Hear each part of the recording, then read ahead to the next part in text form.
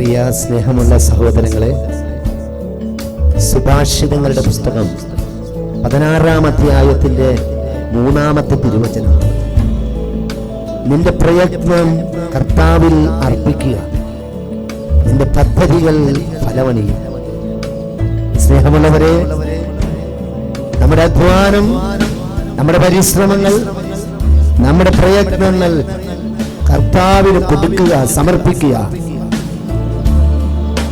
2025 നമ്മൾ പ്രവേശിക്കുമ്പോൾ നമുക്ക് ഒത്തിരി പദ്ധതികളുണ്ട്, ഒത്തിരി സ്വപ്നങ്ങളുണ്ട്, ഒത്തിരി പ്രാർത്ഥനകളുണ്ട്, നിയോഗങ്ങളുണ്ട്. അതെല്ലാം കർത്താവിൽ സമർപ്പിക്കുമ്പോൾ അതെല്ലാം കർത്താവ് ഫലദായകമാക്കി മാറ്റാനായിട്ട് പോവാ, അതുവഴി അനുഗ്രഹമാക്കി കർത്താവ് മാറ്റാൻ പോവാ.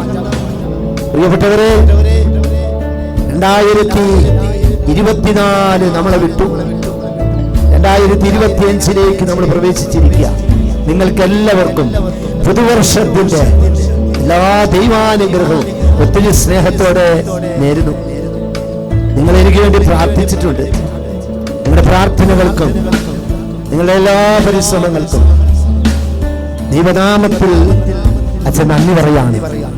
ഒരിക്കൽ കൂടി ഈ വർഷം ദൈവാനുഗ്രഹം നിറഞ്ഞതാകട്ടെ, അത്ഭുതങ്ങളാൽ നിറഞ്ഞ ഒരു വർഷമായി കർത്താവ് അതെല്ലാം നമുക്ക് രൂപാന്തരപ്പെടുത്തി തരട്ടെ, അനുഗ്രഹമാക്കി തരട്ടെ.